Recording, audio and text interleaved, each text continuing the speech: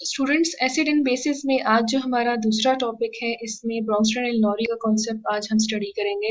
अपने previous lecture में हमने आर्हीनियस के लिमिटेशन को डिस्कस किया था regarding acid and bases.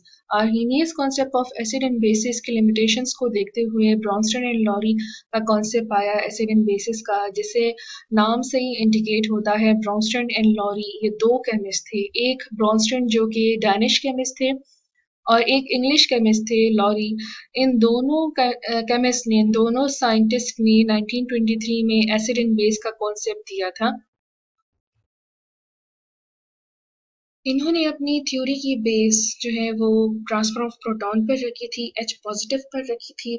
H positive को हम प्रोटॉन भी कहते हैं और H पॉजिटिव को हम प्रोटॉन क्यों कहते हैं, आप एक पॉइंट जानते होंगे एटॉमिक नंबर का। तो हाइड्रोजन का जो एटॉमिक नंबर होता है वो 1 होता है। एटॉमिक नंबर वैसे बेसिकली किसको कहते हैं, किसी भी एटम के अंदर नंबर ऑफ प्रोटॉन को हम क्या कहते हैं, एटॉमिक नंबर कहते हैं। हाइड्रोजन का एटॉमिक नंबर 1 है, तो इट्स मीन कि हाइड्रोजन के न्यूक्लियस में एक प्रोटॉन है। और हम ये भी जानते हैं कि नंबर ऑफ प्रोटॉन हमेशा इक्वल होते हैं नंबर ऑफ इलेक्ट्रॉन के। अब चूंकि हाइड्रोजन के न्यूक्लियस में एक ही प्रोटॉन है, तो इलेक्ट्रॉन भी उसमें क्या होगा, वो एक ही होगा। हम एक पॉइंट ये भी जानते हैं कि ग्रुप ऑफ एटम के ऊपर पॉजिटिव चार्ज तब आता है जब वो इलेक्ट्रॉन को डोनेट करता है या लूज करता है। तो अगर हमारे पास हाइड्रोजन एक इलेक्ट्रॉन लूज करे तो इसके डोनेशन के रिजल्ट में इसके ऊपर जो है तो क्या आ जाएगा, पॉजिटिव चार्ज आ जाएगा। आप अगर यहाँ पर देख रहे हो कि एक प्रोटॉन के यहाँ पर रह जाने के बाद इस हाइड्रोजन के ऊपर जो है तो पॉजिटिव चार्ज अगर आ जाए, तो हम कह सकते हैं कि ये H पॉजिटिव है। क्यों कह सकते हैं, क्योंकि इसमें एक ही प्रोटॉन था, एक ही इलेक्ट्रॉन था, न्यूट्रॉन इसमें कोई भी नहीं था। तो इसलिए एक प्रोटॉन के रह जाने के बाद हम इसको H पॉजिटिव कह सकते हैं। तो इसलिए ब्रोंस्टन एंड लॉरी ने अपने एसिड और बेस का जो कॉन्सेप्ट था वो ट्रांसफर ऑफ प्रोटॉन पर रखा था, और इसलिए हम प्रोटॉन को H पॉजिटिव कह सकते हैं। अपनी दूसरी स्लाइड की तरफ हम आएंगे और ब्रोंस्टन एंड लॉरी के कॉन्सेप्ट की तरफ हम आएंगे और पॉइंट से पॉइंट मिलाते ही जाएंगे। तो ब्रोंस्टन एंड लॉरी ने ये कहा था कि हर वो सब्सटेंस जो केमिकल रिएक्शन के दौरान ट्रांसफर करता है, प्रोटॉन को ट्रांसफर करता है, किसी और को प्रोटॉन डोनेट करता है, उसको हम एसिड का नाम देते हैं। अब वो सब्सटेंस आपके पास वैसे आयन और मॉलिक्यूल दोनों हो सकते हैं। So same is the case with base, कि हर वो सब्सटेंस जो केमिकल रिएक्शन के दौरान प्रोटॉन एक्सेप्ट करता है, उस सब्सटेंस को हम बेस का नाम देते हैं।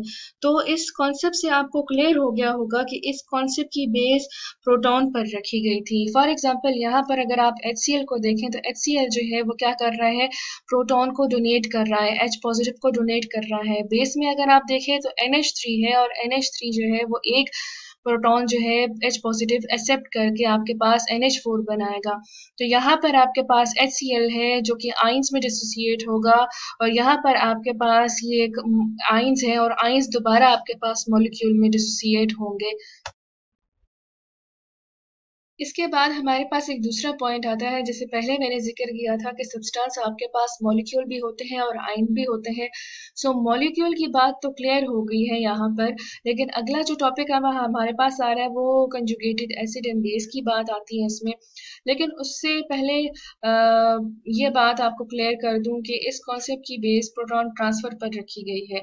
तो इन रिएक्शंस को हम आयन के पेश नज़र से भी देख लेते हैं कि ये रिएक्शंस हमारे पास, फॉर एग्जांपल ये जो रिएक्शंस होते हैं ये रिवर्सिबल रिएक्शंस हैं, जिसमें आपके पास रिएक्टेंट कंबाइन होकर प्रोडक्ट बनाते हैं और प्रोडक्ट अगेन रिकम्बाइन होकर आपके पास रिएक्टेंट बनाते हैं।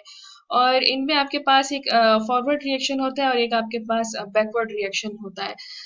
अगर आप इस रिएक्शन में देख रहे हो तो इस रिएक्शन में आपके पास HCl और NH3 जो है तो वो क्या कर रहे हैं, फॉरवर्ड जा रहे हैं। तो आपके पास ये फॉरवर्ड रिएक्शन है और ये जो है तो प्रोटॉन डोनर है, ठीक है। तो इसलिए हम इनको एसिड भी बोल सकते हैं। और NH3 जो है चूंकि वो प्रोटॉन एक्सेप्ट कर रहा है, तो ये क्या होगा, आपके पास बेस होगा। अब रिवर्स रिएक्शन में आपके पास NH3 और क्लोरीन है जो रिकम्बाइन होकर आपके पास दोबारा से जो है तो रिएक्टेंट बनाएगा। तो यहाँ पर क्लोरीन जो है वो नेगेटिव आयन के साथ जो है तो रह जाएगा। ये अगेन प्रोटॉन एक्सेप्ट कर सकता है और इसे हम बेस भी बोल सकते हैं।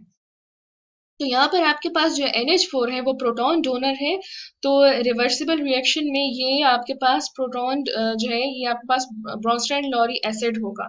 ठीक है, जैसे मैंने कहा था कि सब्सटेंस आयन भी हो सकते हैं और मॉलिक्यूल भी हो सकते हैं, तो इस रिएक्शन में आप देख सकते हैं कि फॉरवर्ड रिएक्शन में मॉलिक्यूल्स हैं, जबकि रिवर्स रिएक्शन में आपके पास दोबारा आयन्स मिलकर फॉरवर्ड रिएक्शन बना रहे हैं। यहाँ पर हाइड्रोजन जो है वो क्या होगा, प्रोटॉन होगा। ठीक है, और आपको पता है इसके पास कितने जो है तो इलेक्ट्रॉन होते हैं, इसको वैलेंस शेल कंप्लीट करने के लिए, डुप्लेट कंप्लीट करने के लिए 2 इलेक्ट्रॉन की जरूरत होगी।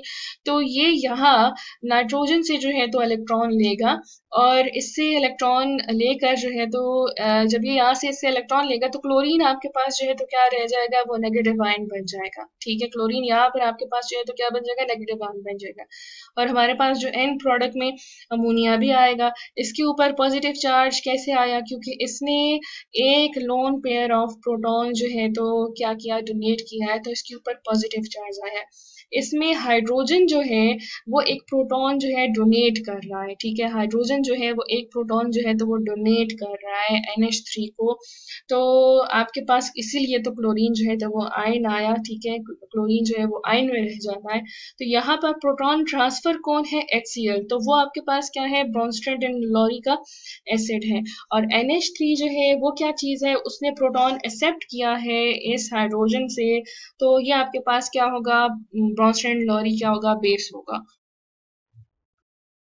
स्टूडेंट्स के बाद जो हमारे पास स्लाइड आ रही है वो कंजुगेटेड एसिड इन बेस की आ रही है।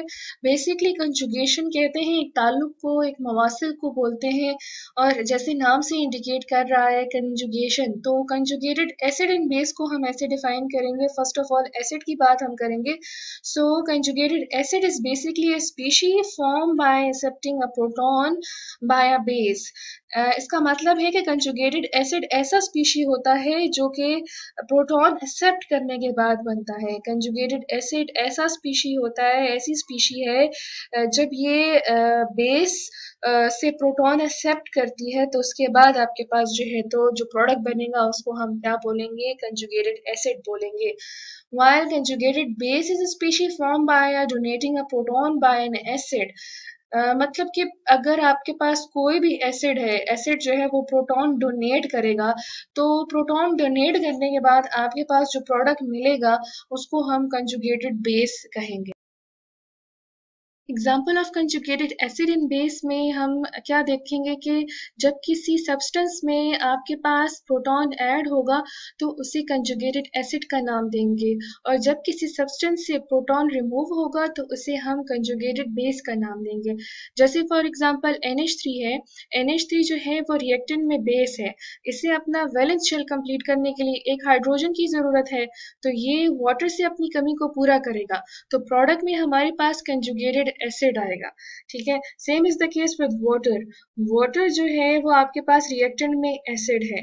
ठीक है, मतलब ये प्रोडक्ट में आपके पास क्या बन जाएगा, इसका हाइड्रोक्सिल आयन बन जाएगा, यानी कंजुगेटेड बेस बन चुका है। मतलब यहाँ पर ये एसिड था और प्रोटॉन डोनेट करने के बाद ये कंजुगेटेड बेस बन चुका है।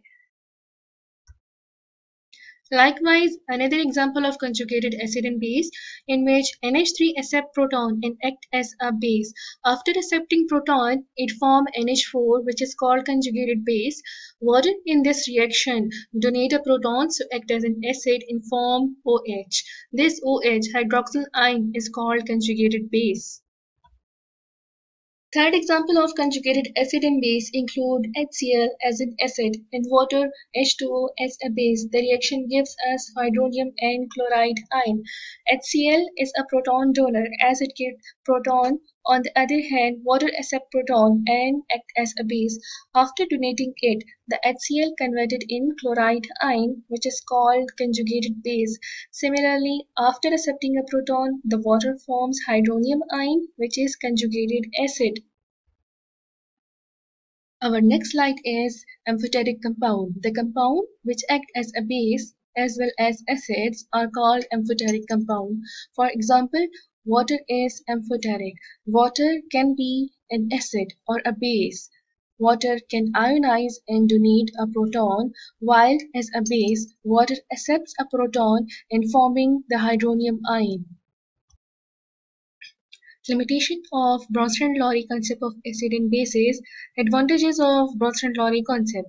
It is not limited to molecule but include even the ionic species to act as acid or base. It does not require aqueous medium to explain acidic or basic. It can explain the basic nature of ions or molecule having no hydroxyl ion, for example NH3, Na2, CO3, etc. Limitation of Bronsted-Lowry concept. It could not explain the acidic and basic nature of compound having no tendency to lose or gain hydrogen ion. For example, carbon dioxide, NH3, SO2, SO3. It could not explain the basic nature of compound having OH ion, for example, NaOH, CaOH, KOH, etc.